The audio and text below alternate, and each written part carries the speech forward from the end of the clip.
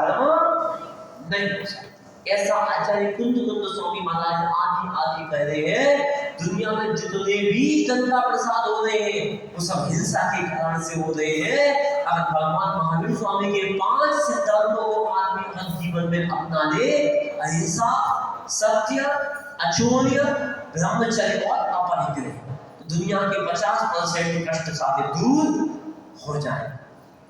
लेकिन अपनाना नहीं चाहते ना, इसलिए यहां पर कह रहे हैं जो आपने मति शुद्ध ज्ञान, जिनको मति ज्ञान शुद्ध ज्ञान मिला है, अगर उसका दुरुपयोग करता है तो वो आज्ञाकारी भक्त नहीं कहलाता है, जिन आज्ञा का श्रावक नहीं कहलाता है। जैन कुल में जन्म लिया है, हमें सुबह उठना चाहिए, सुबह आकर के अभिषेक देखना चाहिए, सुबह आकर के अभिषेक करना चाहिए, अपनी आंखों को जल्दी खोलना चाहिए और खोल करके सुबह आकर के धर्म ध्यान करना चाहिए, धर्म पुरुषार्थ करना चाहिए। और जब कोई नगर में महाराज हो तो उनकी आहारचर्या कराना चाहिए, नहीं कर सकते तो देखना चाहिए, देख करके ही भोजन करना चाहिए। देव पूजा, दया दानम, तीर्थ यात्रा, जपस तपा, शास्त्रम परोपकारत्यम वर्त जन्म फलाशितम, ऐसा कहा है आचार्य परमनंदी महाराज ने परमनंदी पंचविंशतिका में। देव पूजा, दया दानम, भगवान की सुबह पूजा करो, दर्शन करो, स्वाध्याय करो। क्या सुबह भगवान की पूजा करते? बोलो। जैन कुल में जन्म लिया है, सुबह उठ करके पूजा करते? अगर नहीं कर रहे तो आपके जीवन में एक फल खत्म, ये फल आपके जीवन में लगेगा नहीं। इसलिए अपने जीवन में अगर आपको लगाना है, अपने जीवन में अच्छे कार्य करना है, तो आपको पहला फल भगवान की पूजा। पूजा कितने प्रकार की? द्रव्य पूजा और भाव पूजा। भाव पूजा करने का अधिकारी श्रवण होता है और द्रव्य पूजा और भाव पूजा दोनों करने का अधिकारी श्रावण होता है। तो आपको पूजा करना चाहिए। अब पूजा करोगे तो पूजा का पहला अनुरोध है अभिषेक। तो अभिषेक देखते हो, 8 बजे आए, 9 बजे आए, 9:15 बजे आए, ऐसे भगवान के चरणों में ओम जय जय जय जय जय आदि किया और करके चले गए। तो आपकी पूजा खंड नहीं हुई, अखंड पूजा नहीं हुई, खंड खंड पूजा हो गई। इसलिए ध्यान रखना, सबसे पहला श्रावक का कर्तव्य बनता है कि सुबह उठ करके आओ और आकर के सबसे पहले भगवान की पूजा करो, अभिषेक देखो, स्वाध्याय करो, स्वाध्याय करके आकर के सबसे पहला देव पूजा। देव पूजा, दया दानव, दया करो, प्राणियों पर दया करो। घर के बाहर कोई गरीब आ गया, उसको भोजन करा दो। कोई असहाय है, साधर्मी जन है, उसकी सेवा कर दो, उसके प्रति उसको उपकार कर दो। अपनी समाज का कोई व्यक्ति दुखी है, उसकी सेवा कर दो। हर प्राणी के प्रति दया का भाव होना चाहिए, तभी तो भगवान बनोगे। भगवान बनने के लिए बहुत कुछ करना पड़ता है, बहुत प्रयास करना पड़ता है, अपने जीवन को अच्छा बनाना पड़ता है। ऐसे अपने जीवन में देव पूजा, दया दानम, दान करते जाओ, दान देते जाओ। समय का दान दो, पैसे का दान दो, नहीं आ सकते तो अपने तन का दान दो, तन का दान नहीं तो मन का दान दो, मन का दान नहीं तो धन का दान दो। और ये तीनों भी नहीं है तो सब ऐसे आकर के यहाँ पर स्वाध्याय करो, आकर के क्लास में बैठो, समय का सदुपयोग करो, अपने जीवन को अच्छा बनाओ। तो ये भी समय का दान भी तो दान कहलाता है, कहलाता है कि नहीं? अब आप तन का दान भी नहीं दे पा रहे, धन का दान भी नहीं दे पा रहे, मन का दान भी नहीं दे पा रहे और समय को आकर के यहाँ उपस्थित भी नहीं हो पा रहे। कितने लोग हैं जो सुबह उठ करके भगवान का अभिषेक करते हैं? बताओ, बोलो। बाकी सबको सूत्र लगा, बोलो। अरे पुण्य से पुण्य बढ़ता है, पुण्य करने से पुण्य बढ़ता है। जब पुण्य बढ़ता है तो लक्ष्मी भी छप्पर फाड़ के मिलती है, और जब पुण्य छीन होता है तो आया हुआ भी चला जाता, लगाते जाओ लगाते जाओ लगाते जाओ लगाते जाओ, तुम लगाते जाओगे और लक्ष्मी चलती जाएगी चलती जाएगी चलती जाएगी चलती जाएगी। क्यों? पुण्य का ह्रास हो रहा है, इसलिए पुण्य बढ़ाओ। हे ज्ञानियों, स्वाध्याय में रुचि बढ़ाओ, भगवान की पूजा करो, सुबह समय निकालो। दुनियादारी में जाने को तो समय है, अगर आ जाए कौन, हेलो कल शादी है तो सारी दुकान मकान रिश्तेदारी आदि सब छोड़ करके शादी में चले जाओगे।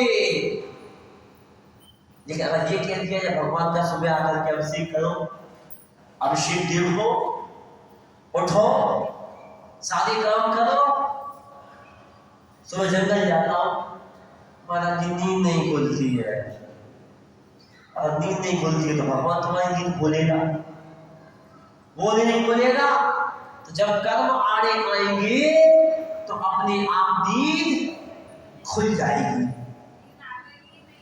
नींद आएगी नहीं, नींद आएगी नहीं, बहुत अच्छी बात कह रही है, और समझदार महिला है, दूसरी महिला है। तो कहने का मतलब ये है कि आपका पुण्य आड़ा आए, आपके पास दो घड़े हैं, एक पुण्य का घड़ा और एक पाप का घड़ा। खाली कौन सा कर रहे हो, बोलो। पुण्य का घड़ा खाली हो रहा है कब तक, कब तक? जब तक तुम मंदिर में नहीं आ रहे तब तक। मुझे मंदिर जाना ही नहीं, मुझे अभिषेक करना ही नहीं।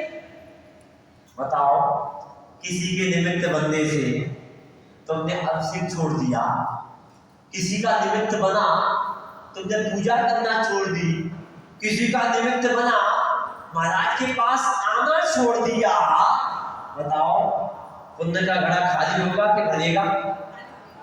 पुण्य का घड़ा खाली होना चालू हो गया है और पाप का घड़ा भरना चालू हो गया है। इसलिए ध्यान रखना, अपने जीवन में आपको साधु का समागम मिला है, इनके साधुओं के गुणों को अंगीकार करना, भगवान के गुणों को अंगीकार करना, अपने जिनवाणी के गुणों को अंगीकार करना और अपने जीवन में धारण करने का प्रयास करना। और अगर आपके जीवन में एक भी गुण आ रहा है तो चातुर्मास करना सार्थक है, नहीं तो मेरा 4 महीना कहते कहते कहते कहते कहते कहते पूरा चातुर्मास निकल गया। अगर तुम्हारे कान में कोई भी जू नहीं निकले तो वैसे के वैसे ही रहे, तो मेरा चातुर्मास करने का कोई औचित्य नहीं निकला।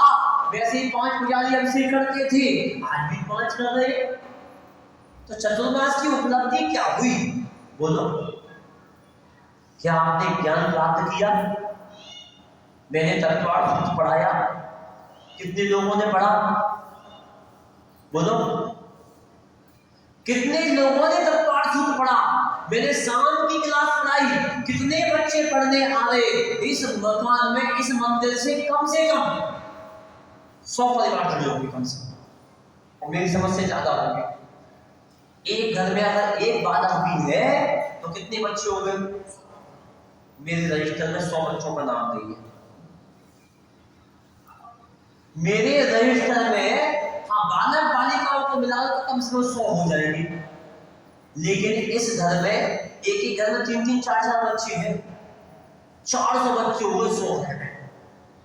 अकाल पड़ गया, अब कभी मैं जाऊंगा भैया कोई पूछा टूटना बच्चे, तो कभी अकाल पड़ गया है नहीं बच्चे। बहुत जैसे सब्जी मंडी में सब्जी का अकाल पड़ जाता है बाद में, ऐसे तुम्हारे यहाँ भी अकाल पड़ गया। विचार करो, हमारी युवा पीढ़ी कहां जा रही है? अब 10 साल पहले आए थे तो 200 बच्चे थे, भगा देते, चल नहीं महाराज जी 10 मिनट और। अब बुलाते भैया बच्चों को भेज देना, हाँ महाराज जी भेज देंगे, हाँ महाराज जी भेज देंगे, हाँ महाराज जी भेज देंगे, और एक भी की उपस्थिति नहीं है। अब इसलिए विचार करिए यहाँ पर कि आपको यहाँ पढ़ा जाए, कितने लोग सुबह उठ करके अभिषेक करते हैं बताओ? 2-3-4 लोग तैयार होंगे, नहीं। आप डेली करते, बहुत बढ़िया। संजय भैया करते थे, आप अक्सर करते थे, पहले नहीं करते। जोरदार ताली बजाओ चतुर्मास की भक्ति। बताओ कितने लोग स्वाध्याय करने आते थे इस मंदिर में, जो अभी चतुर्मास में आ रहे हैं, फिर डेली नहीं आते थे। ऐसे कौन कौन श्रावक है? बोलो। बच्चे चतुर्मास में लगती है, मतलब ये मेरे पास आ रहे हो कि महाराज का चतुर्मास हो रहा है तो हमें चतुर्मास में जाना है।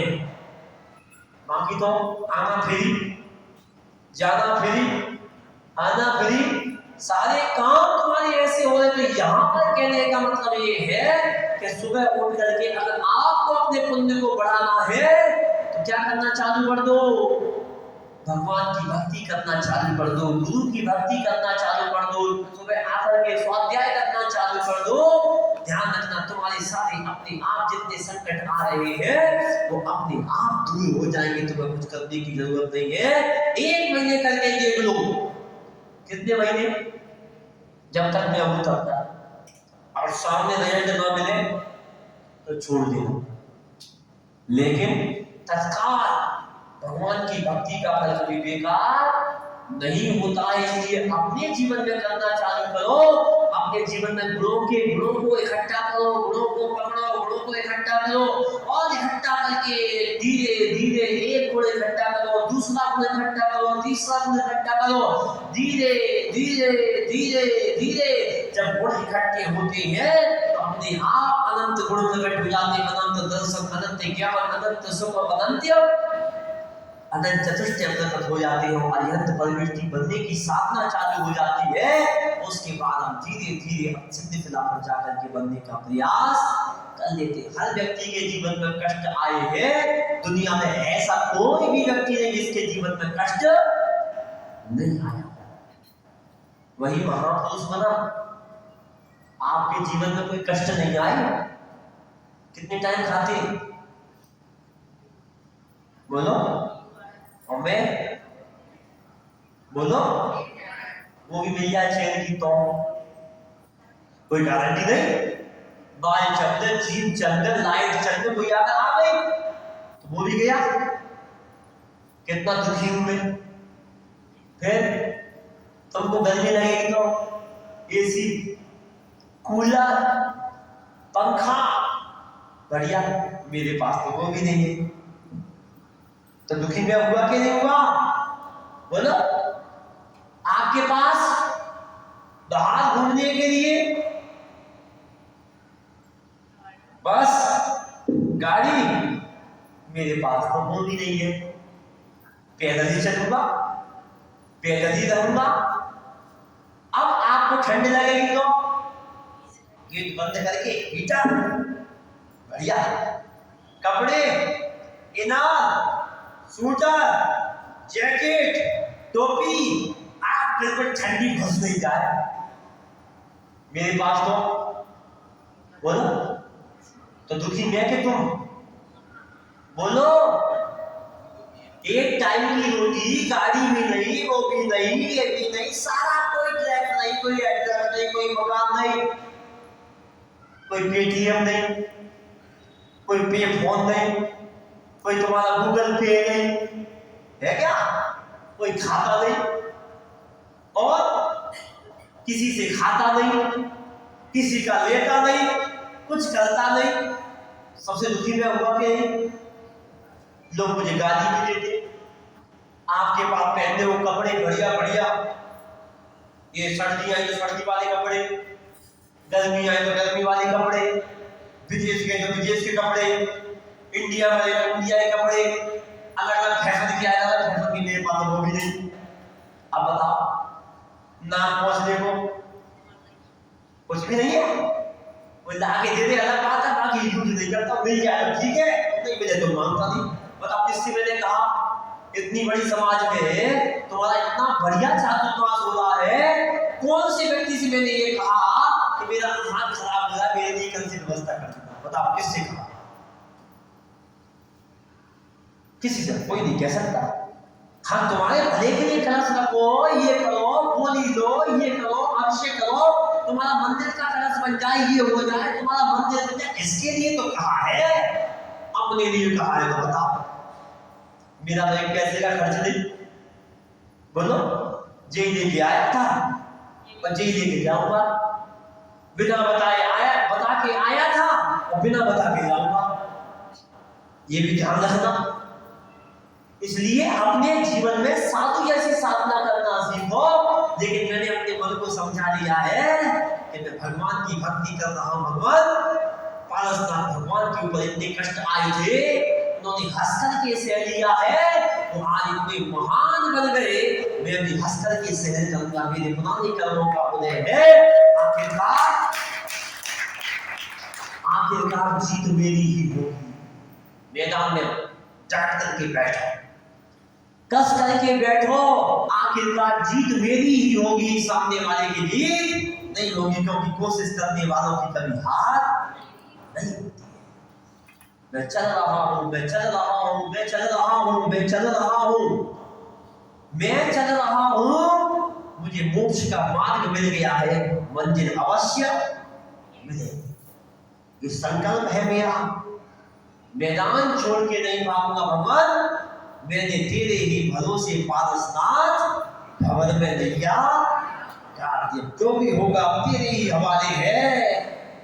क्या वतन साथियों, नहीं, अब तुम्हारे हवाले मेरी काया भगवान, तेरे ही हवाले है। जो कुछ होगा अच्छा होगा, मुझे तेरे ऊपर विश्वास है, जो कुछ भी होगा अच्छा होगा, बुरा नहीं होगा।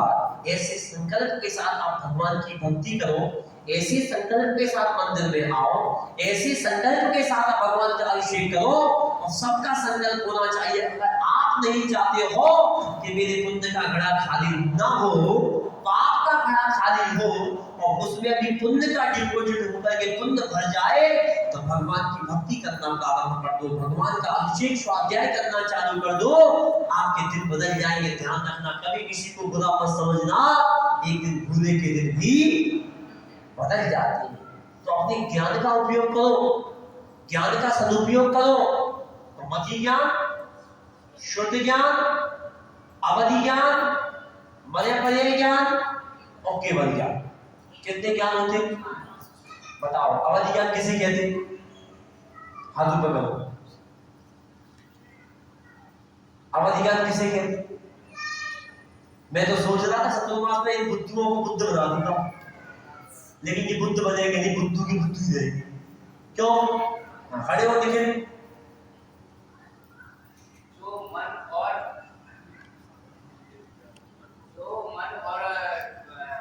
मन और आत्मा के साथ में जो ज्ञान प्रकट होता है, किसी चीज को देख करके उसका ज्ञान जो देख करके वो मन और आत्मा के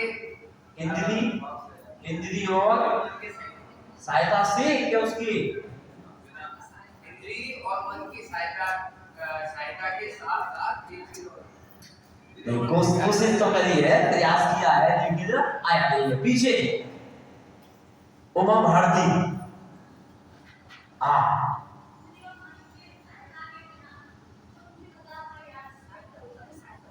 कैसे, कैसे? आत्मा से। बहुत बढ़िया। इंद्री और मन की सहायता के बिना इन द्रव्य, क्षेत्र, काल और भाव की मर्यादा को लेकर सीधे आत्मा से जो रूपी पदार्थों का ज्ञान होता है, उसे अवधि ज्ञान कहती है। बस दो ही हाथ देती। मैंने सोचा चतुर्मास में बुद्धुओं को बुद्ध बना दूंगा, लेकिन रहेंगे ये बुद्धू की बुद्धू। क्यों? अब आना है नहीं, पढ़ना है नहीं, अकल बढ़ रही थी तो अकल की लाइन में नहीं लगे थे, और शकल बढ़ रही थी तो शकल की लाइन में नहीं। धर्माजी जब अकल बढ़ रहे थे तो शकल की लाइन में लगे थे, और जब शकल बढ़ रही थी तो अकल की लाइन में लगे थे। तो ना अकल मिली और ना शकल मिली। विचार करो। इसलिए थोड़ी थोड़ी पेन कॉपी लाओ, ला करके लिख लो। इतने सारे फोटोकॉपी हुई थी, कौन कौन लेकर के आया है? बस 5-6 बजे बाद मान के तो होगा विद्या पार। इसलिए जब आपको एक कागज इतना भारी लग रहा है, जिनवाणी इतनी भारी लग रही है, स्वाध्याय करोगे। इसलिए अपने जीवन में मति ज्ञान, शुद्ध ज्ञान, अवधि ज्ञान, मनोपर्य ज्ञान और केवल ज्ञान, ये 5 ज्ञान होते हैं। इनमें से 4 तो ज्ञान संसार अवस्था में होते हैं और एक केवल ज्ञान जब संसार को छोड़ते जाते हैं, जब 13वें गुण स्थान में पहुंचते हैं, तब केवल ज्ञान की प्राप्ति होती है। जब केवल ज्ञान होता है तो 4 ज्ञान मैदान छोड़ करके अपने आप भाग जाते हैं। अब बताओ तुम्हारे पास ज्ञान है? किस किस के पास ज्ञान है? बोलो। बहुत बढ़िया। आधे तो हाथ ही नहीं उठाने करने वाला ज्ञान है। दुनिया के सारे जितने भी संसाधित प्राणी है, सबके पास ज्ञान होता है। किसी के पास क्षयोग क्षमता होता है, किसी के पास ज्यादा होता है। इसलिए अपने ज्ञान को बढ़ाओ। ज्ञान किसे कहते हैं? किनको पता है? एक ही बचा, 2 बता खड़े हो। किसे कहते हैं ज्ञान? नमोस्तु करो। हाँ, किसे कहते हैं?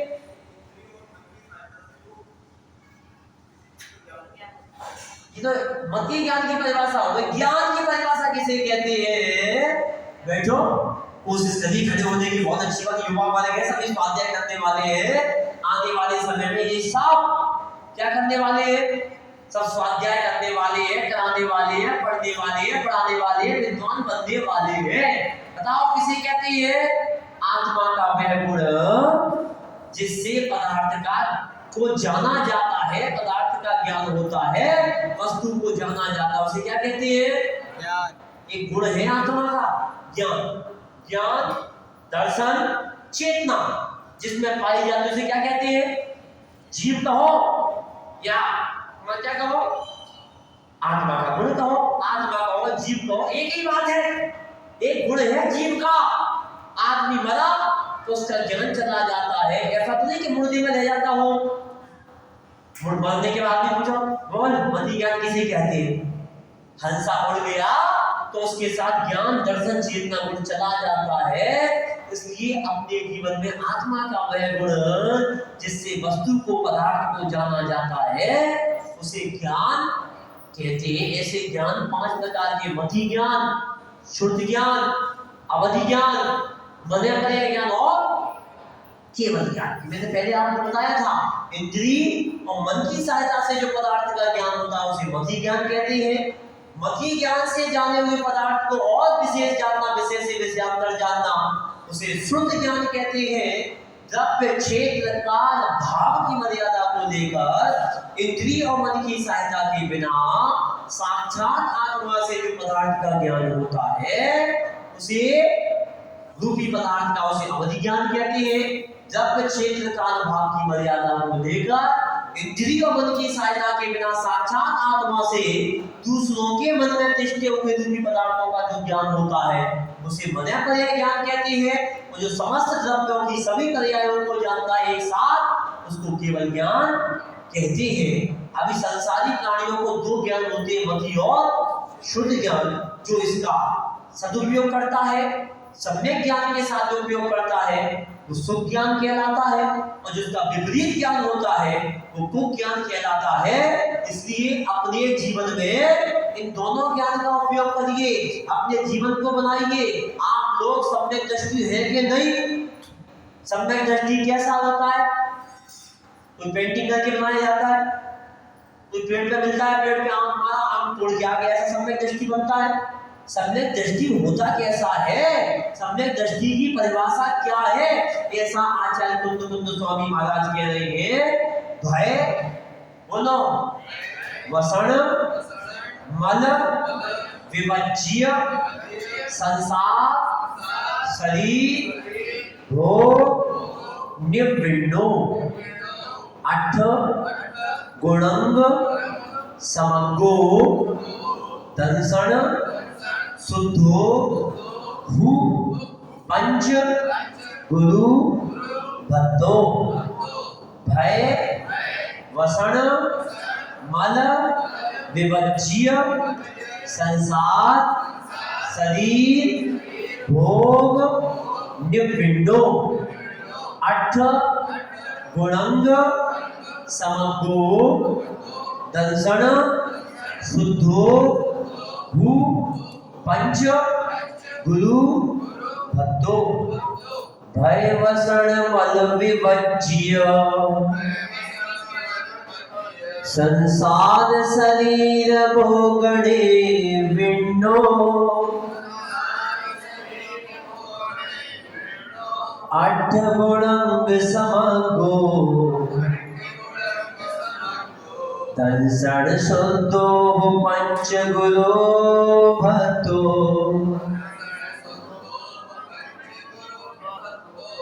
हाँ, अब यहाँ पर कह रहे हैं आचार्य कुंद स्वामी महाराज 5वें नंबर की गाथा में, भय, जो भय से रहित, वसन व्यसन, सप्त व्यसन से रहित। अब समझ लेना, 7 भय कौन से, 7 व्यसन कौन से, पढ़ते जा रहे पढ़ते जा रहे पढ़ते जा रहे। अभी मैं पूछूंगा 7 व्यसन के नाम, वो तुम्हें नहीं पता, धर्म का तुम्हें ज्ञान नहीं। अब मैं तुमसे पूछूंगा, चलो कोई बात नहीं, तुम्हें धर्म का ज्ञान नहीं, श्रृंगार करते हो, बताओ सिर में तेल क्यों डालते हैं, हाथों पकड़ो। धर्म का ज्ञान नहीं, बताओ सिर में तेल क्यों डालते हैं, बोलो। कर्म का ज्ञान नहीं, चलो स्कूल का पूछ रहा हूं, स्कूल का पूछ रहा हूं, चलो बताओ, आप जब स्कूल जाते हो, स्कूल में पढ़ते हो, तो स्कूल में जब पढ़ने जाते हो तो 3 प्रकार के वो होते, क्या, काल, प्रेजेंट टेंस, पास्ट टेंस और फ्यूचर। राम जाता है, ये कौन सा सेंटेंस है, प्रेजेंट इंडेफिनिट। अब तुम इसके कितने वाक्य बना सकते हो, प्रेजेंट एंड इंडेफिनिट में, प्रेजेंट कंटीन्यूअस में, प्रेजेंट परफेक्ट में, प्रेजेंट परफेक्ट कंटीन्यूअस में, आप जो इसके कितने सेंटेंस बना सकते हो, चलो बताओ, पढ़ने वालों करो, बताओ कितने बना सकते हो, बोलो। राम जाता है, राम नहीं जाता है, क्या राम जाता है, क्या राम नहीं जाता है, राम क्यों जाता है, राम कब जाता है, राम कैसे जाता है, राम कहां जाता है। एक सेंटेंस के 8 बने कि नहीं बने। आप कंटिन्यूअस में, राम जा रहा है, राम नहीं जा रहा है, क्या राम जा रहा है, क्या राम नहीं जा रहा है, राम क्यों जा रहा है, राम कब जा रहा है, राम कहां जा रहा है, राम कैसे जा रहा है, फिर बदले 8। एक सेंटेंस के आप 8 बना सकते हो, तो ये 8 दूनी 16, फिर 8 दिया 24, एक के 24 बन गए। अब फिर ऐसे करके तुम पास्ट में आओ, राम गया, क्या राम नहीं गया, राम गया, राम क्यों गया, राम कब गया, राम कैसे गया। ऐसे में एक सेंटेंस के कम से कम 80 सेंटेंस बना सकता हूं। तुम 8 भी नहीं बना सकते। धर्म का ज्ञान नहीं, कर्म का ज्ञान नहीं, पाठशाला का ज्ञान नहीं, तो काय का ज्ञान, ये मनुष्य जीवन काय को प्राप्त किया, बताओ। सिर में तेल क्यों डालते, बताओ, बोलो। सिर में तेल क्यों डालते हैं, मजबूती आती है, बाल मजबूत होती है, तो ये कल से मैं डालना बंद कर दूंगा, मुझे केस करना पड़ता है, जितने मजबूत हो जाएंगे बाल पड़ेंगे नहीं। हाँ, क्यों डालते हैं, बाल सफेद ना हो जाए, तो ये मेरे सफेद होने लगे, जितने इनके सफेद हो गए तो तेल नहीं डाला है बस जिंदगी में, बोलो। ऐसा नहीं, अच्छे लगे तो मुर्दा में डाल के देखो, ऐसा कोई रीजन नहीं है। सिर में तेल इसलिए डाला जाता है कि ध्यान रखना, जब हम सूर्य की किरणों में, जब सूर्य की किरण निकलती है, सूर्य का तेज निकलता है, हल्की हल्की सूर्य की किरण निकलती है, तो ध्यान रखना, जब सूर्य की किरण में हम हल्का हल्का सरसों का तेल लेकर के जब सिर में डालते हैं, अपने शरीर पर लगाते हैं, अपने शरीर पर उसका उपयोग करते हैं, तो उससे हमको विटामिन डी मिलता है, और कैल्शियम की प्राप्ति होती है, और हमारी हड्डियां मजबूत होती हैं, और हमको विटामिन डी मिलता है, हमको कैल्शियम मिलता है, तो हमारे शरीर में कभी खून की कमी नहीं होती। जितना विटामिन डी, जितना कैल्शियम सूर्य की किरणों में होता है, उतना दुनिया की कितनी भी दवाई खा लेना तुमको कैल्शियम की प्राप्ति नहीं होगी। इसलिए सुबह उठो, उठ करके हल्का हल्का सरसों का तेल लगा करके अपने सिर में लगाओ, अपने शरीर की मालिश करो और 10 मिनट सूर्य की किरणों में बैठो। तुम्हारी हड्डियां इतनी मजबूत हो जाएगी, अगर किसी में मार दो तो उसकी हाथ में उसकी हड्डी अपने आप चटक जाएगी। मुनि महाराज इतने मजबूत क्यों होते? सुबह से शाम तक धूप में रहते हैं, धूप में निकलते हैं, आहार करेंगे तो धूप में, विहार करेंगे तो धूप में, अपनी साधना करेंगे तो धूप में। इसलिए मुनि महाराज एक बार खा करके रहते हैं, उनकी इतनी ऊर्जा रहती है कि तुम लगा लगा करके, गोबर लगा लगा करके आते हो तो भी तुम्हारे चेहरे पर इतनी चमक नहीं रहती है।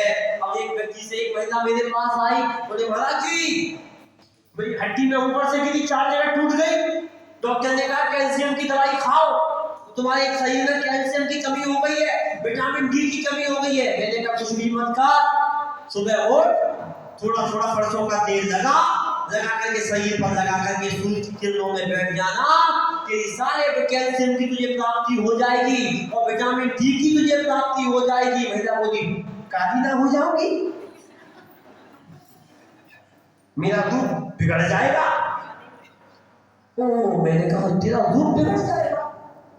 हाँ महाराज धूप में रहते तो काले हो जाते। मैंने कहा बहना मैं तो जिंदगी में धूप में ही रहता हूँ, काला हो गया होगा वेस्ट इंडीज जैसा भैंस जैसा, मैं तो कभी काला नहीं हुआ। अरे ध्यान रखना, धूप में बिगड़ बैठने से कभी धूप बिगड़ता नहीं। अरे हमारा धूप निखर करके आता है और हमारी अंतरंग की हड्डियां मजबूत होती है। अरे ऊपर से काले हो जाओ तो कोई बात नहीं, अपनी हड्डियों को मजबूत बनाओ, अपनी कैल्शियम की प्राप्ति अगर तुम्हें मिलेगी, जितनी विटामिन डी मिलता है हमें सूर्य की किरणों से, उतना तुम कितनी भी दवाई खा लेना। और जो व्यक्ति कैल्शियम की दवाई खाता है, दर्द की दवाई खाता है, घुटनों की दर्द की दवाई खाता है, वह रीढ़ की हड्डी की दवाई खाता है, नियम से उसकी कितनी भ्रष्ट होती है, कितनी खराब होती है। इसलिए आज संकल्प ले लेना कि हमारे जीवन में कभी भी घुटनों का दर्द हो, कभी घुटने का ऑपरेशन मत करवाना। कभी भी दर्द हो तो रीढ़ की हड्डी का ऑपरेशन नहीं करवाना हो। अगर अकाल में मरना हो, 50 साल की उम्र हो, 20 साल में ऊपर जाना हो तो जल्दी करवाना, मेरा आशीर्वाद, जल्दी बढ़ जाओगे, अकाल में बढ़ जाओगे। क्यों? घुटनों का ऑपरेशन कभी सक्सेस नहीं होता है और रीढ़ की हड्डी का ऑपरेशन कभी सक्सेस नहीं होता। 2 साल जिएगा, 3 साल जिएगा, 4 साल जिएगा, 5 साल जिएगा, बाद में उसका जीवन खिसक खिसक करके, अभी तो फिर भी चल रहा है, अंत में खिसक खिसक के उसकी मौत हो जाएगी। इसलिए अपने जीवन में याद रखो। आपसे पूछे तेल क्यों डालते ये नहीं पता, अब तुमसे पूछे आप फोन पे हेलो हेलो करते, हेलो क्यों करते? बस करते जा रहे, करते बाप दादी करते जा रहे, तो हम भी करते जा रहे। मंदिर में आए, ऐसे कबू के नमन किया, अलगम में पामिती स्वाहा स्वाहा स्वाहा, क्यों कर रहे हो? मम्मी कर रही थी, मम्मी ने कही थी स्वाहा कर देना, स्वाहा कर देना, स्वाहा कर देना, तो हम भी स्वाहा कर रहे। अरे उसका भाव क्या है, कैसे करना? जब चढ़ाते जाते हम कहते जल चढ़ाओ तो पूरा लोटा चढ़ा दिया, हम कहते जन्म निर्पामिती, जन्म जरा मृत्यु 3 धारा छोड़ी जाती। चढ़ाए तो पूरे चढ़ा दे, नहीं चढ़ा तो मेरे मुंह की तरफ देखे। ऐसा नहीं, हम जो भी क्रियाएं कर रहे हैं, क्या हमारी वो क्रियाएं कार्यकारी हो रही है, नहीं हो रही, आगम में है क्या? एक मुस्लिम व्यक्ति से पूछो कि तुम्हारे कुरान में क्या लिखा है, वो बता देगा। कितना भी अनपढ़ आदमी क्यों ना हो, उसको अपनी आयत आती है। बाइबल में पूछो किसी ईसाई से, उसको बता देगा क्या लिखा है। किसी हिंदू से पूछो तुम्हारी गीता में क्या लिखा है, बता देगा। लेकिन तुमको पता है जैन दर्शन में क्या है? कोई तुमसे पूछे तुम्हारे जैन दर्शन में क्या, तुम्हारे महाराज नगरी क्यों रहते, बता सकता है कोई? वो तो उनका नियम है। ये बड़ा बेवकूफ आदमी है यार, इनके महाराज का नियम है। ऐसा कौन सा नियम है? गाड़ी चल रही 5-5 लाख की, 5-5 करोड़ की, भाई ऐसे घूम रहे, ऐसे वो खाने को ना मिलाओ। बोला आपके पास कोई भी जवाब नहीं है, और तुम्हें जवाब मैं बता रहा हूं तो तुम आते नहीं हो। इसलिए यहां कुंद स्वामी महाराज कह रहे हैं कि सम्यक दृष्टि कैसा हो, भय, साथ भय से रहित हो। फिर उसके बाद वसन, सात बन के वसन के बाद व्यसन, सप्त व्यसन से रहित हो। फिर मल, मलों से रहित हो। कितने मल? 25 दोष। इसको दोषों को ही मल कहते हैं। आचार्य कुंद कुंद स्वामी एक ऐसे आचार्य हुए हैं, दुनिया के सभी आचार्यों ने 25 दोष माने। कितने? 8 संकाली दोष, 8 मत, फिर 6 अनायतन और 3।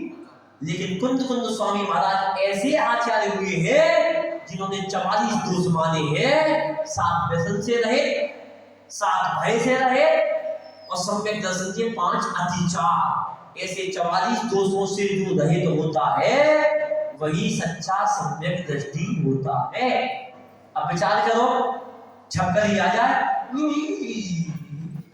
जैसे निको चढ़ी जा रही, बड़े बड़े कार्यक्रम होते हैं, कोई मेढक आ जाए, अरे ये तो मेढक आ गया, 5 फीट का आदमी वो मेढक से डर रहा है। अभी तुम सम्यक दृष्टि नहीं हो। सम्यक दृष्टि तो ऐसा होता है मर जाए, लेकिन डरने की कोई बात नहीं होती है। तो वसन मल 25 दोषों से जो रहित होता है, विवज्य माने रहित होता है ऐसा। इसके बाद संसार माने संसार, शरीर माने शरीर, भोग जो भोग रहे हो, खा रहे हो, पी रहे हो आदि, इन भोगों से निर्विण्णो, निर्विक्त होता है, रहित तो होता है, मुक्त हो गया। भोगों को इतना भोगा कि खुद को भी भोग बना डाला। साध्य और साधन का अंतर आज हमने मिटा डाला। इसलिए भोगों को संसार से विरक्ति, संसार सार है, देख लो यही संसार है। अगर ना देखना हो तो कोई कार्यक्रम हो, लोग मुझे बुलाने आए, बता दूंगा संसार क्या होता है। इसी का नाम संसार है। फिर भी आपको बैराग नहीं बोला। जब कार्यक्रम प्रारंभ होता है, अच्छा काम होता है, जब कार्यक्रम की शुरुआत होती है तो बैंड बाजी आते हैं महाराज को बुलाने, आदमी आते हैं बुलाने, सारे काम होते हैं। और जैसे प्रवचन खत्म, काम खत्म, आहार हुआ, एक भी आदमी नहीं। इसी का नाम संसार है। अच्छे काम में तो हजारों आते, लेकिन जब काम खत्म हो जाता है तो एक भी छोड़ने नहीं आते। इसी का नाम संसार है। और इतना समझने के बाद भी तुम्हारी समझ में नहीं आ रहा है तो तुम अभी सच्चे सम्यक दृष्टि नहीं हो। जब तक तुम्हारा काम सत्य पति तुम्हें लाकर दे रहा है, तुम्हारी सेवा कर रहा है, तुमने फोन किया, हेलो साड़ी लाके दे दो, मोबाइल लाके दे दो, खाना लाके दे दो, जब तक पति लाके दे रहा तब तक पति की गुलामी हो रही है, पति को पूछ रहे हैं। जिस दिन लाना बंद कर दिया, खत्म, आएगा पति, उसको 50 सुना दोगे, ये खूब कहीं का है, काय को लेके आया था। समझ में आ रही है? यही संसार है। अच्छे काम में सब लोग आगे आगे होते हैं, बुरे काम में सब पीछे हो जाते। इसी का नाम तो संसार है। इसलिए जब तक तुम्हारे शरीर में आत्मा है, जब तक तुम्हारी शरीर चल रहा है, तब तक लोग तुम्हारा साथ देंगे। तुम्हारी आंटी में बैंक बैलेंस है, तब तक बहू भी कहेगी, सासू जी प्रणाम, सासू जी प्रणाम, पापा जी जय जी दे, और जाने तुमने कर ले बेटा, तेरे नाम प्रॉपर्टी कर दी, दिखा देगा बेटा, ठीक है बाबा। इसलिए स्वार्थ का संसार है। सब लोगों से निवेदन करूंगा कि अपने जीवन में ध्यान रखना, बढ़ते दम तक थोड़ा बहुत बचा के रखना। सुबह में तुम्हारे पूछेगी, अगर पूरा तुमने हमें से हिस्सा बांट कर दिया, दे तो देना, 50% दे देना, लेकिन थोड़ा बहुत अंटी में बचा के रखना, क्योंकि आदमी की बुद्धि कम खराब होता है, कोई भरोसा। अगर तुम्हारे पास है, हाजू हाजू कहेगी, हाजू हाजू करेगी बहू और सब बेटा, तो तुमने पूरा लिख दिया, पापा के पास तो कुछ नहीं, कहेगा पापा अब कभी बेटा यात्रा पे जाना है, शांति रखो, अभी बैठ जाओ, तो तुम्हारे पास होगा तो चली जाओगी। इसलिए थोड़ा बहुत अपने पास बचा करके रखना। मैं मानता हूँ कि अच्छी बेटा है, आपके अच्छे सब कुछ है, लेकिन दिमाग फिरते समय कभी भी कोई वक्त नहीं लगता है। इसलिए संसार से विरक्ति, शरीर से विरक्ति और भोगों से विरक्ति जो होता है, फिर अष्ट गुणंग समग्रो, 8 गुणों से युक्त होता है, 8 गुणों से युक्त होता है। कौन कौन से 8 गुण बोलो? निसंकेत, निकांक्षित, निर्विचिकित्सा, अमूढ़ दृष्टि, उपगुहन, स्थितिकरण, वात्सल्य, प्रभाव। अभी एक भी गुण नहीं है, मुझे लगता नहीं है पढ़ना। अब इनका वर्णन होगा, अब इनका विस्तार होगा कि तुम में ये 8 गुण है कि नहीं।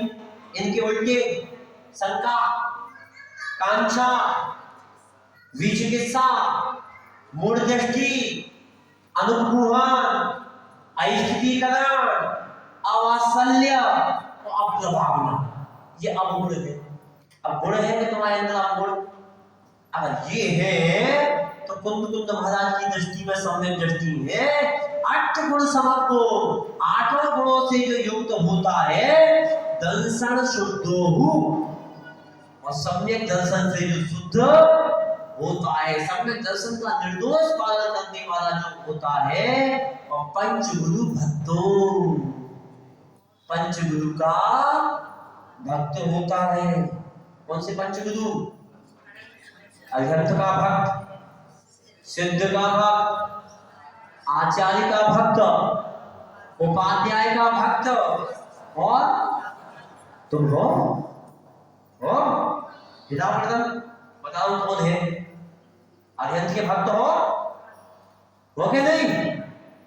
अरिहंत का भक्त तो वही है जो सुबह उठ करके भगवान का अभिषेक करता है, देखने वाला देखता है और आकर के पूजा करता है। कौन कौन है? बच्चे ही भक्त, बाकी सारे कम भक्त। एक सिद्ध के भक्त हो, क्या सिद्ध परमेष्टि के आकार का भी ध्यान करते? मैं सिद्ध परमेष्टि सोहम सोहम सोहम, जो आप हो वही मैं हूं भगवान, मेरी काया का विनाश हो, मैं भी आप जैसा बनूं। हे सिद्ध परमेष्टि, जितने भी विराजमान हैं उनके चरणों में एक सिद्ध परमेष्टि की अर्घ चढ़ाते, पूजा करते, और तो सिद्ध के भक्त, नहीं तो कम भक्त। आचार्य की भक्ति करते, बोलो आचार्य की भक्ति करते। अगर आचार्य आ गए, चाहे इस मंदिर में, चाहे बस्ती के मंदिर में, ऐसा नहीं है कि जहां मंदिर में बैठ जाए मंदिर वालों ठीक है, सारे मंदिर। अगर आचार्य को हमारे पता लग जाए कि हमारे नगर में आचार्य का प्रवेश हुआ है, उनके मंगल प्रवेश में चले जाना, उनके मंगल प्रवेश में आ जाना, उनकी पूजा कर लेना, उनके हाथ में ग्राफ दे देना, उनके स्वाध्याय में आ जाना, तभी तुम आचार्य के भक्त हो। नहीं तो आचार्य के भक्त, महाराज जी आपको हमने टीवी पे देखा था, महाराज जी हमने आपके प्रवचन बहुत सुने थे, आपको हमने बहुत बढ़िया लगता है। अच्छा हाँ, हम आपके बहुत फेवरेट हैं। घर आए नाग ना पूजे, बामी पूजे जाए। जब महाराज ये यूट्यूब पर चल रहे थे तो फूल देख रहे थे, और सामने जो लाइव टेलीकास्ट चल रहा है, महाराज जी हमारे पास दुकान का काम है। आहा, काय का भक्त, तो यूट्यूब वाला ही भक्त है। इसलिए घर आवे नाग न पूजे, बाबी पूजे जावे, घर में साक्षात भगवान आए, उनको तो पूजने जा नहीं रहे। और जब भाई में क्या कहते बाल आ रहे, महाराज जी हमसे फर्जी जा रहे, महाराज जी हम तो आपके पास जा रहे। अभी वो आचार्य का भक्त नहीं है, उपाध्याय आए उपाध्याय की भक्ति करे, साधु आए साधु की भक्ति करे, वही साधु सच्चा भक्त कहलाता है। अगर आप नहीं कर रहे हो तो अभी आपकी भक्ति में कमी है, और अभी आपका सम्यक दर्शन मजबूत नहीं है। ऐसा कुंद कुंद स्वामी महाराज कह रहे हैं। आप अपने जीवन में इन 44 दोषों को समझो। 44 दोष क्या है? अब ये 44 दोष निकलेंगे तब 44 गुण प्रकट होंगे। आप विचार करना, लोग पूछते हैं, हम इनकी पूजा कर, देवी देवताओं को पूछ सकते या नहीं पूछ सकते, हम देवी देवताओं को भगवान मान सकते या नहीं मान सकते, इनको हटा सकते या नहीं हटा सकते, हमें क्या करना चाहिए, कैसा करना चाहिए। बस इनको अच्छे से पढ़ लो, तुम्हारी शंकाओं का समाधान सहज हो जाएगा, तुम्हें कुछ करने की जरूरत नहीं पड़ेगी। इसलिए आप लोग अपने जीवन में अच्छे कार्य करें, अपने जीवन को अच्छा बनाएं, अपने जीवन को महान बनाएं, अपने जीवन का कल्याण करें, आप लोग अपने जीवन को महान बने। अब डेली स्वाध्याय यहीं पर होगा, कितने बजे तक? आधे घंटे सुनने मिल गया आपको, वैसे आधा घंटे मिलता है, अच्छी बात है। ऐसे अगर 1 घंटे करूंगा तो बहुत सारी गाथा हो जाएगी।